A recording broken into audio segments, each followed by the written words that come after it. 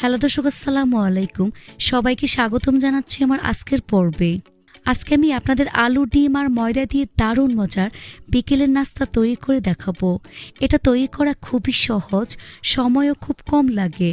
ঘরে থাকা সামান্য উপকরণ দিয়ে ঝটপট তৈরি করে নেওয়া যায়, খেতে অনেক বেশি মজার হয়। আশা করছি আমার আজকের এই সহজ নাস্তার রেসিপিটি আপনাদের সবার কাছে ভীষণ ভালো লাগবে।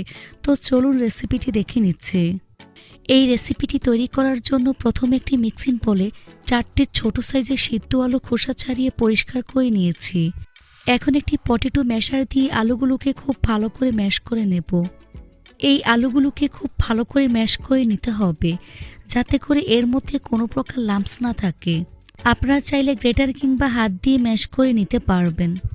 এখানে একটি টিপস হচ্ছে, আলু সিদ্ধ করার সময় খুব বেশি সিদ্ধ করে নরম করে ফেলা যাবে না, তাহলে নাস্তাটা ভালো হবে না। আলু 80% সিদ্ধ হয়ে এলে সাথে সাথে উঠিয়ে পানি ঝরিয়ে নিতে হবে। তো আলুটাকে খুব ভালো করে ম্যাশ করে নিয়েছি। এখন এর মধ্যে একটি ডিম দিয়ে দিচ্ছি স্বাদমতো লবণ, হাফ চা চামচ পরিমাণ চাট মশলার গুঁড়া, 1/3 কাপ পরিমাণ ময়দা দিয়ে দিচ্ছি,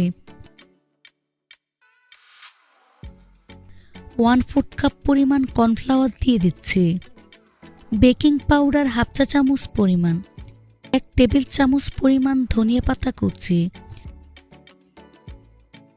এবার সবকিছু একসাথে খুব ভালো করে মিশিয়ে ডোয়ের মতো তৈরি করে নেব। আপনাদের যদি ডোটা একটু বেশি নরম হয়ে যায়, তাহলে এর মধ্যে ময়দা এবং কর্নফ্লাওয়ার অ্যাড করে নেবেন। মাখানো হয়ে গিয়েছে। এবার হাতের মধ্যে সামান্য পরিমাণ তেল মেখে নিয়ে এখান থেকে পরিমাণ মতো মিশ্রণ নিয়ে নেব। প্রথমে হাত দিয়ে এভাবে ভালো করে চেপে নেব, তারপর হাতের তালুতে ঘুরিয়ে ঘুরিয়ে বল করে নেব।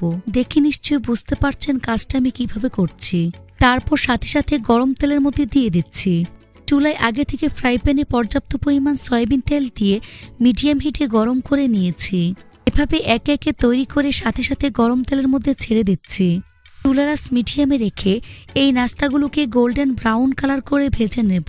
কিছুক্ষণ পর নাস্তাগুলোকে আমি উল্টে দিচ্ছি।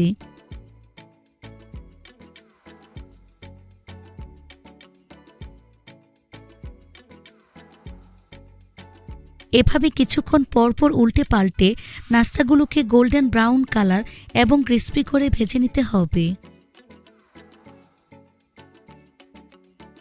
ভাজা হয়ে গিয়েছে, দেখুন খুব সুন্দর কালার চলে এসেছে। এখন ছাঁকনি দিয়ে তেল ছেঁকে নাস্তার প্লেটে নিয়ে নিচ্ছি। তারপর পরিবেশন করে আপনাদের দেখিয়ে দিচ্ছি। দেখুন আমার নাস্তাগুলো দেখতে মাশাআল্লাহ কতটা সুন্দর এবং কতটা লোভনীয় হয়েছে। খেতে কিন্তু অনেক বেশি মজার হয়েছে। এভাবে একবার হলেও তৈরি করে দেখবেন।